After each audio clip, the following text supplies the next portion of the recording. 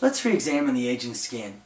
I think there's been a misdirection, if you will, in the way we approach the skin because so much of our attention is focused on the epidermis.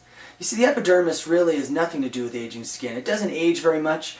It replaces itself every 30, 40 days as it is. So you really don't need to spend time exfoliating it, peeling it. So many of our peels deal only with the epidermal layers. They don't address the dermis. Remember, after age 25, your dermis thins about 1 to 1.5% a year. So that's where we want to focus our attention. Remember, it's a thinning dermis that exposes the capillaries as we get older. Remember that it's a thinning dermis that makes it so when we smile, those lines stay there when we stop smiling. You see, when we're young, 20 years old, we're healthy. Even though we've had a little bit of sun damage behind our belt, we are still snapping back. We still have that elastin and that collagen in a healthy state. But once we start getting past that point, we start to see the diminishment of elastin and collagen function, we start to see a buildup in scar tissue, and we start to see a decline in the capillary flow.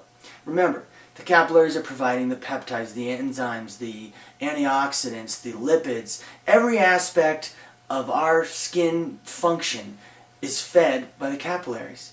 So if you're not addressing and increasing the blood flow to the dermis, you're not addressing aging. And one of the unique things about the Osmosis skincare line is we address capillary flow extremely effectively. Every one of our ingredients, first of all, in order to address capillary flow, you've got to get ingredients to the dermis because it's the stimulation of the dermis that increases capillary flow, number one. Number two, you've got to increase the, what I call vasodilation, or the expansion of the blood supply to that area. And what does that most effectively? Niacinamide. It's interesting too, it's an interesting point. Niacinamide, we pretty much understand that it's a very good vasodilator. But the unique part of it is that the research shows that it increases collagen and elastin production and it improves the barrier by reestablishing the health of the epidermal barrier.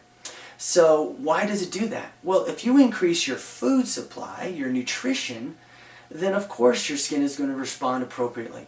So we're stimulating the skin at that level and we're increasing the food supply at that level, and that's where aging really comes into play. Now where everyone else is going awry is they're saying, well, aging skin is a slowing epidermal turnover rate. Yeah, okay, my skin slowed to from 30 to 40 days when I turned 45. Now, that's not me, of course, I'm 27. I'm just kidding. No, but your skin does slow. And as it does slow, it's not because of some malfunction in the epidermis where we need to encourage it by burning off the top layers. It slows because of lack of nutrition. So we increase the capillary supply to increase the nutrition, which increases the epidermal rate. Other skincare lines try to increase the epidermal turnover rate by exfoliating off the top layers. What that does, in fact, is it makes the skin less efficient because it has to divert all the nutrients that we barely got in up to the epidermis to restore the barrier. So it's chronically in an inflamed state, which we know is bad for the skin. It utilizes free radicals and it wastes our nutrients. But on top of that, it makes us more sun sensitive. We increase the amount of aging that we suffer every time we go out into the sun. It makes us more oily because it dehydrates our skin. It makes us more prone to every aspect of inflammation in the skin, from actinic keratosis to cancer. Every aspect of the skin is compromised when you compromise the immune support and the protection that is provided by the epidermal barrier. So hopefully that changes your perspective.